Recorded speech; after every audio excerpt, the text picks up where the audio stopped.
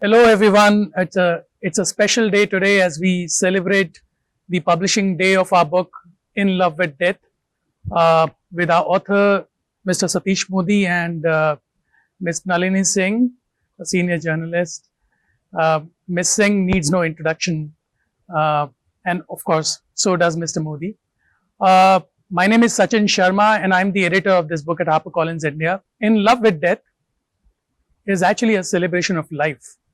It explores the fascinating possibilities that an awareness death can offer. It provides a completely new dimension to living a purposeful and joyful life. We hope that our readers will get a completely new way of perspective of looking at life with this book. And without taking much time, I will now hand it over to Ms. Singh and Mr. Modi to carry the conversation. Thank you. Thank you very much, Sachin.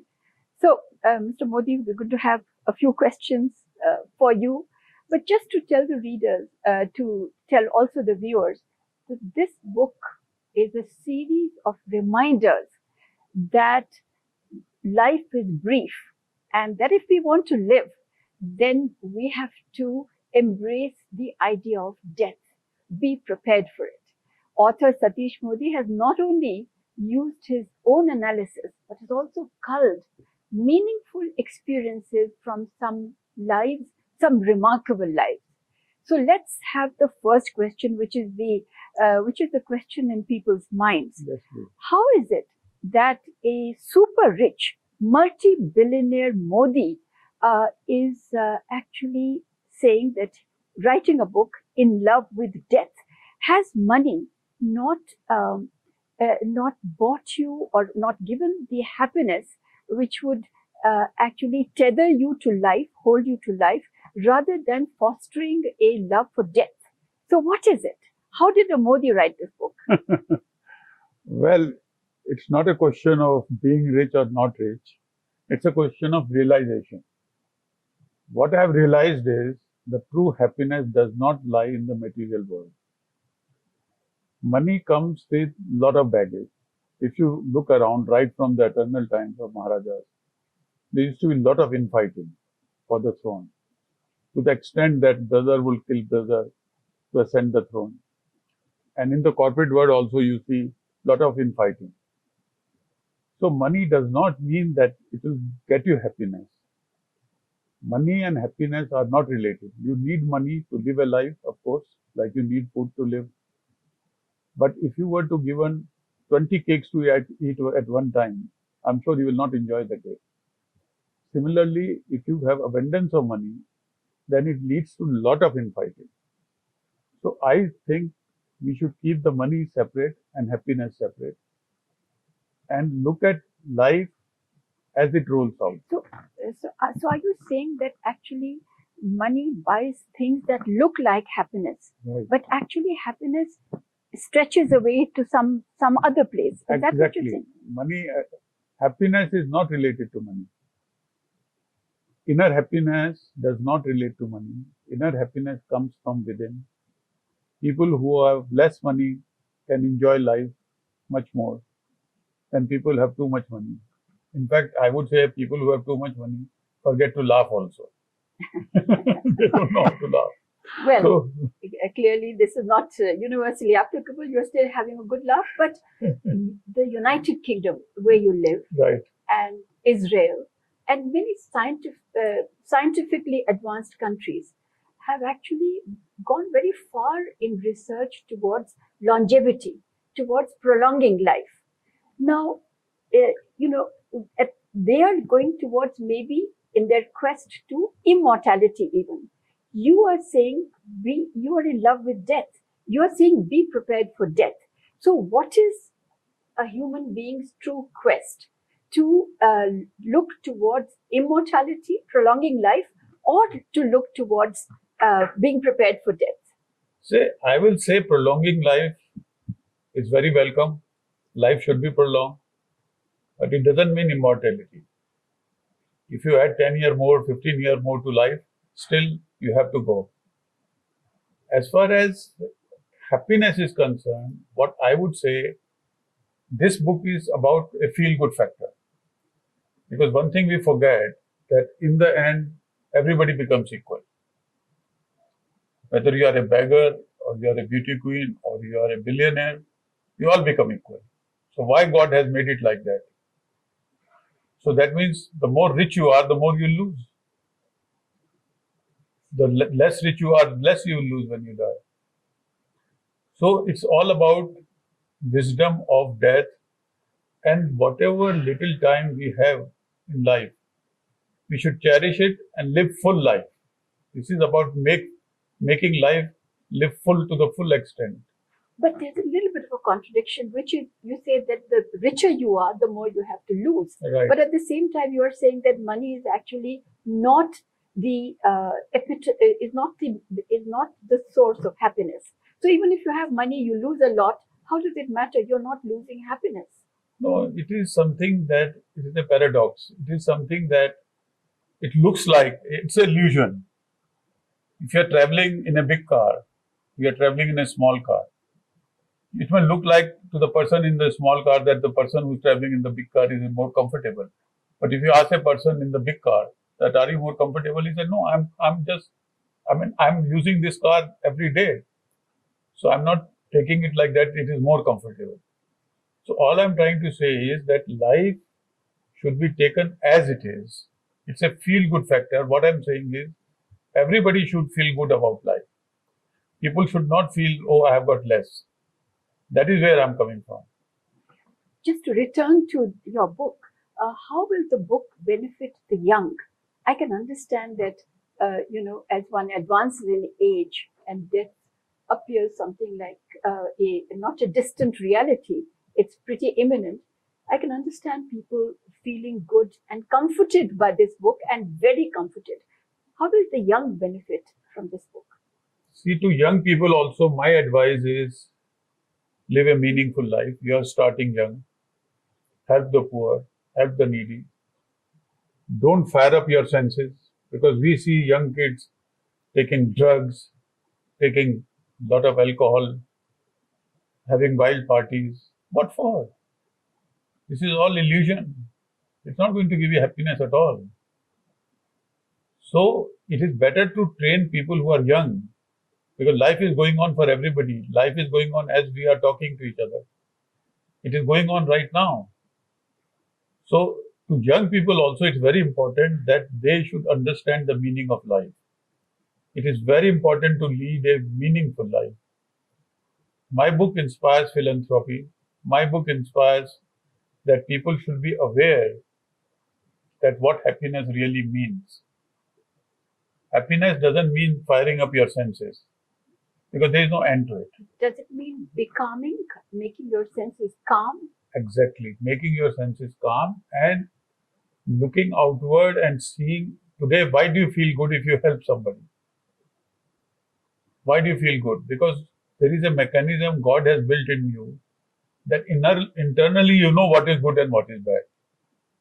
But the problem is when you do certain things, you say, oh, everybody is doing, why shouldn't I do it?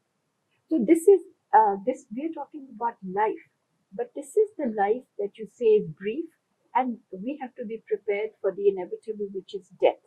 So you have researched this topic. You've talked to so many people.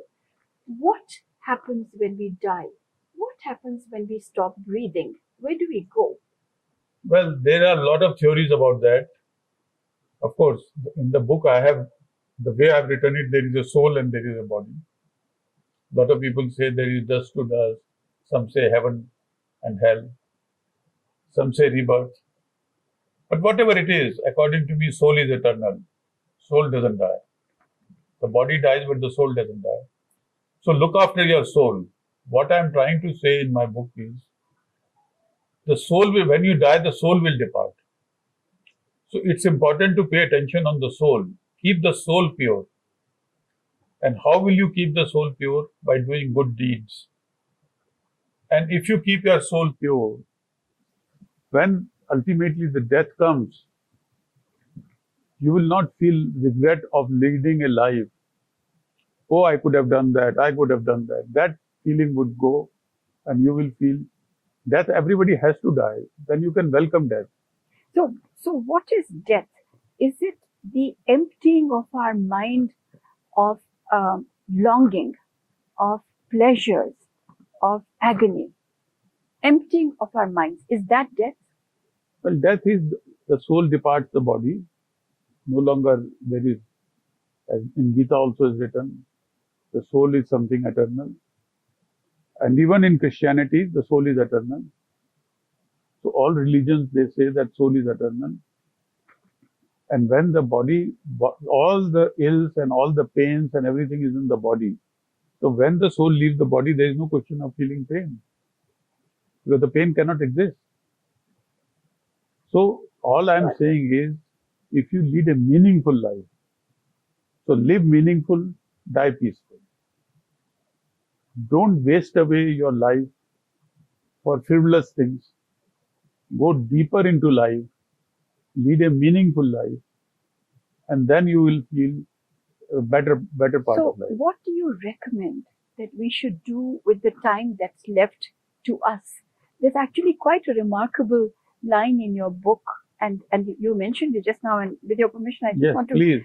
read it, which says that it's a remarkable nudge in your book, which says, be aware of your life. As it goes on. It's going on just now. Exactly. So, expand on this. You said that, are you saying that time is ticking away and that we just think that this is another evening and there will be many such evenings? Is that what you're saying? Or are you Well- saying be mindful, don't be, don't miss this opportunity of Exactly. doing well with your time? Well, you have seen the expression, people say, I'm killing time. Actually, they are not killing time. Time is killing them. They have a limited time on this planet. They forget that. Oh, what are you doing? I'm killing time. You are not killing time. Time is killing you. So what you have to be aware of, that you have a limited time on this planet. God has given you this life for a certain number of years. And after those years are over, your life will be gone. So as you have been given this life, my friend, beware of as it is going on. Lead a good life. Do good deeds. Don't be, see, ultimately, what are the things? Don't be jealous. Don't be egoistic. Because ultimately everything will be equal. So why, supposing you are more jealous about somebody, oh, somebody has much more. Don't you worry. Ultimately, he is going to lose it. Like I told once a waiter in Taj, I said, who do you admire most? He said, Mr. Tata, because I'm a Tata employee. So I said, supposing I make you equal to Mr. Tata. He said, it will never happen. I said, my friend, it will happen. He said, how? I said, at death, both of you will be equal. So feel good about your life. Don't be jealous. Don't be egoistic. And if you go deeper into the meaning of life, it can be a very rewarding life. That's what I'm saying. So are you telling people to live well because that's the way they will die efficiently? Or are you saying forget about living, do whatever you like, but somehow you die efficiently? What is it? Is one leading to the other? One leading to the other. If you lead a good life, if you lead a meaningful life, you see, God has made this life is very complicated. It's not so easy. Because it's a Maya Jal. When we are in this life, it looks like everything is real. But everything is not real at all. Because we are on a lease of life. So, if you are on a lease of life, ultimately everything will go. So, if that feeling comes, even Buddha said, detach. Because detachment is the key to happiness. Because if you get attached to things, if you get attached, like Buddha, even he had to go away from his wife and child because they were bringing attachment to him. Because if once you die, you are not sure you will meet your child again. So it's a very individual journey, but it gets attached. Because the way God has created this world, you give birth to children, so children look your own. They are not yours. They are all individuals. Like I talk to some people, and they say that when they die, they will never see their parents. I said the same will apply to your children. Secondly, when I was writing this book in London mostly, I did some research, and all the people, you will be surprised, who got more than 10 million pound lottery, they all committed suicide. All. Not a single one was there who didn't commit suicide. I researched about 10 people. Yeah. Who won a lottery of more than 10 million pounds. First their marriage go up for a success, they lose their marriage. Then they become egoistic, and they become spendthrift. Then all kinds of ailments come. You see, Tolstoy also wrote a beautiful story, if I can narrate shortly, that God and devil had a bet, and God said that this is a wonderful world I've created. Devil said, even so, but these are now my children. So God is very horrified that all my children have become my adversary children. How is it possible? So he goes in the soul of all his children, and he is horrified to know that they have all become devil's children. Only one farmer is there who's got a pure soul, pure heart. So God tells devil that he is my son. So devil has his own power, and he also goes in. And he says, you're right, he is your son. But give me 2 years and I'll make him my son. So God says, not possible. So he comes in his dream, and he has his own power. So he compels him to sell the land, buy on a higher plateau. That year there is a lot of rain, flooding takes place. So his crop becomes very valuable. Then he asks him to sell that land, which is very valuable, and buy marshland near the river, which is going for a song. And then he buys, and next year no rain. So that land becomes very valuable. So he becomes the richest man in town. So he throws a party, and he's getting drunk, and he's flirting with all the women. Women are flirting with him because he's the richest man in town. So devil calls God, please have a look at your son. He said, my God, devil has gone into him. How did you do it? He said, I had to make him rich first. Otherwise, I couldn't do it. So as I'm saying, money comes with a baggage. Yeah. It doesn't come on its own. Before this, we were talking about there being a body and a soul. Right. And you said many civilizations, many cultures believe that, and especially the Hindu culture definitely believes it. So is there life after death? Definitely. And some consciousness beyond life? Because I just want to, just for 1 second, the Hubble telescope has looked beyond our solar system, of course, beyond the Milky Way. It's looked into deep, deep space, and it has not found a heaven, and it has not found a hell. How do you explain this? So what actually lives on? Where do we? Well, if there is no life in any other planet, then on Earth itself you are reborn. You can be reborn on this planet itself. Because this book led to, as I said, this Buddhist leader recognizing me from past life. So she said, we have known each other for many lives, which I believe truly, because she was 94. There's nothing to gain from me. So all I'm trying to say, it's not necessary that it has to go into another world in the space. Maybe you lose your life and then you are reborn on Earth itself. Everything is possible.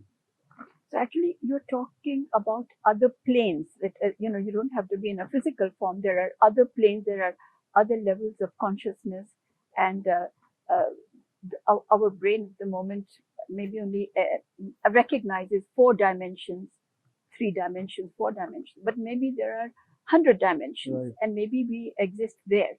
But just to come back to the lessons that one can glean, the messages that you would give to your reader, to the viewer of this clip, what would you say? What are the 2 or 3 things that you would say that be conscious of as you prepare for death and as you go through a joyful life towards an efficient death? Well, I would say you have said the right word, joyful life. Have a joyful life is very important. It's very important to feel joy in your heart as you are living. Have a joyful life. Each day tell yourself that today will be the best day of my life. Be happy, be content, and don't be jealous. Of course, you have to do your karma. That is what I have written also. And if through that karma you are rewarded, that's a good reward. But lead a life like a lotus. Don't get into the technicalities of life. Don't get into the jealousies and don't get into all the negativities of life. Just forget them. But if you get up in the morning and say that I'm going to have a wonderful day, Right. and you actually, as a human being, have a terrible day, what do you tell yourself at the end of the day? Well, you will say again, tomorrow I'll have a beautiful day. Tomorrow I'll have a wonderful day. Today was a worst day, it doesn't matter. So I would mean- you change your definition of wonderful and See- happy day? Yeah, my definition is first thing is health. You have to tell yourself if you are healthy, you're 90% there. So most people, they are healthy, but they don't value it. So if you are healthy, you are 90% there. Then secondly, you have to tell yourself that, okay, even if I had a bad day, every day can't be the same. So tomorrow I'll have. Keep positive attitude. Very important. Keep positive attitude. As the years go by, remain positive. So I would say that in conclusion, there are many people who have learned many things from your book. But if you'll allow me, I'll just share what I have learned from your book, and which is, and I'm quoting you, that when the time comes, I will go willingly, I will go gracefully, I will go gratefully, and I will go without fear.